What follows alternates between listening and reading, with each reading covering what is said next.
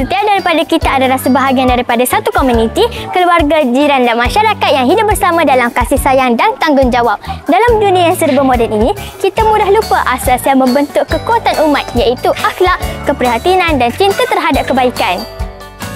Budaya komuniti Rabbani mengajak kita kembali kepada nilai Islam, masyarakat yang cakna dan juga persekitaran yang kita pelihara bersama.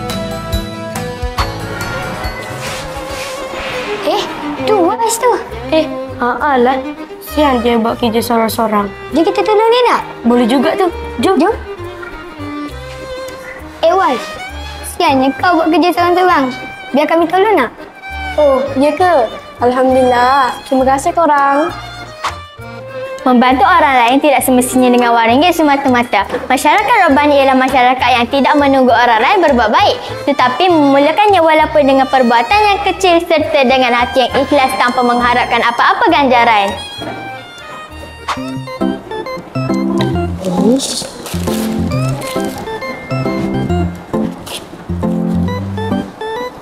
Dewi, kau ni dah kenapa? Itulah karangan aku ni asyik tak jadi je. Dewi, janganlah buang sampah merata-rata. Nanti kotorlah kelas kita. Kan ada tong sampah. Kau buanglah dalam tong sampah tu. Yelah. Nanti aku kutip balik sorry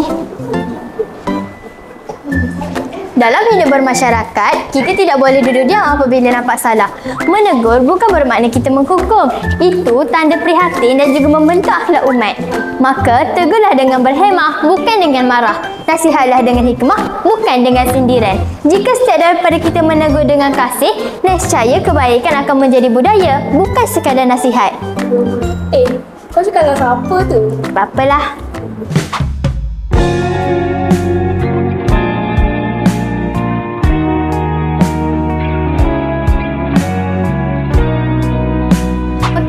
Terhadap kebersihan dan keindahan juga merupakan akhlak masyarakat Rabbani. Jika nampak sampah, kutiplah. Jika nampak kotor, maka bersihkanlah.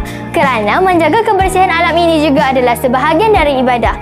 Rasulullah SAW bersabda, kebersihan itu sebahagian daripada iman. Dalam membina budaya komuniti Rabbani, setiap insan memainkan peranan, bermula dari sikap saling bantu-membantu, menegur dengan hikmah sehinggalah kepada menjaga alam sekitar dengan penuh tanggungjawab. Apabila nilai-nilai ini disemai, maka lahirlah komuniti yang seimbang, beriman dan berakhlak. Marilah kita menjadi insan Rabbani yang mencintai Allah, menyebar kebaikan dan menjaga bumi dengan penuh kasih sayang. Bersama kita bina budaya komuniti Rabbani.